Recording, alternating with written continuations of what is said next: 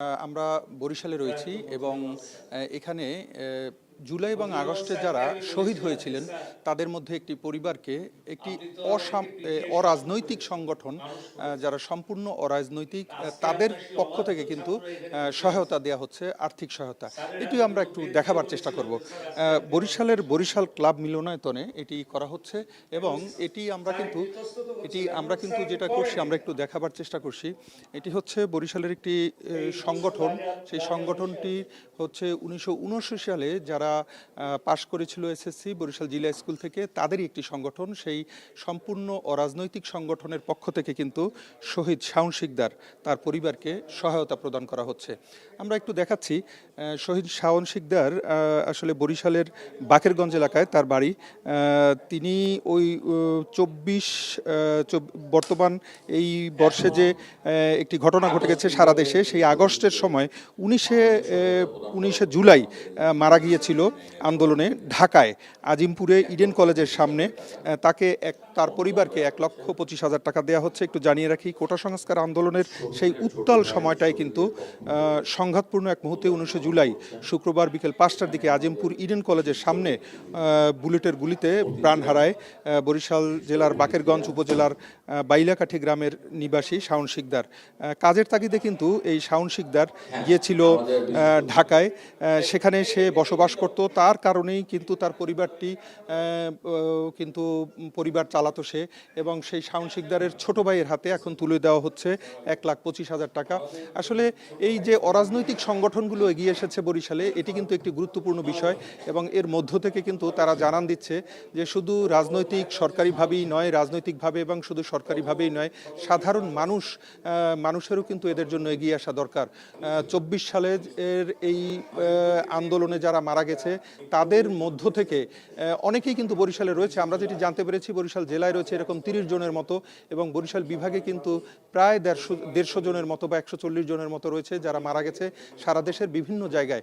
বেশিরভাগই কিন্তু ঢাকায় মারা গেছে তারা গুলিতে, এবং পরবর্তীতে কেউ স্পটে মারা গেছে, কেউ পরবর্তীতে হাসপাতালে মারা গেছে। তাদেরকে সহায়তা প্রদান করা হচ্ছে এবং এখানে যারা রয়েছেন বরিশাল জিলা স্কুলের 79 ব্যাচের যে শিক্ষার্থীরা, তারা কিন্তু একটি তথ্য এখানে বলছেন যে আসলে সবার এগিয়ে আসা দরকার যার যার মতো করে এই শহীদ পরিবারগুলোর জন্য। কারণ এই শহীদ পরিবারগুলোর কারণেই কিন্তু আজকে দেশের বর্তমান পরিস্থিতি, এবং তারা কিন্তু সবাই বর্তমান পরিস্থিতিতে কথা বলতে পারছে এবং তারা বর্তমানে যে দেশের পরিস্থিতি হয়েছে সেই পরিস্থিতির জন্য কিন্তু এই শহীদ পরিবারগুলোর অবদান রয়েছে। আর সে কথাটি তারা বলছেন যে আসলে এখন এটাই করা দরকার। $1,000 দিয়ে, এই ডলার খুব একটি বেশি নয় একটি পরিবারের জন্য, বাংলাদেশের বর্তমান টাকার প্রেক্ষাপটে 1,25,000 টাকার মতো। কিন্তু এই টাকাটি যতই ছোট হোক, ক্ষুদ্র ক্ষুদ্র করেই কিন্তু তাদের পরিবারটি যেন ভালো থাকতে পারে সেই চেষ্টাটি তারা করে যাচ্ছেন।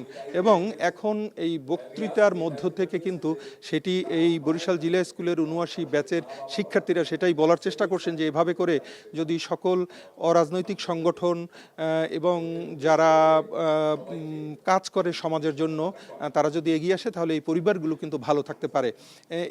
এই লক্ষ্যেই কিন্তু আজকে এই বিশেষ দিনটিতে তাদের কিন্তু আজকের এই বিশেষ দিনটিতে তাকে একটি চেক দেয়া হচ্ছে, এবং চেক ছাড়াও কিন্তু তাকে একটি, আমরা যেটা দেখতে পাচ্ছি, একটি লিখিত কিছু একটি দেওয়া হচ্ছে।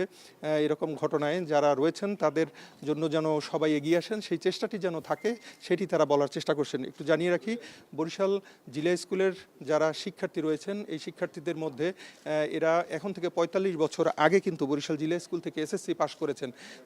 কেউ শিক্ষকতা করছেন, কেউ রয়েছেন ব্যবসায়ী, কেউ রয়েছেন সরকারি চাকরিজীবী, আবার কেউ রিটায়ার্ড পার্সনও রয়েছেন। সব কিছু মিলিয়ে আমরা যেটি দেখতে পাচ্ছি যে এখানে সবার একটি, এবং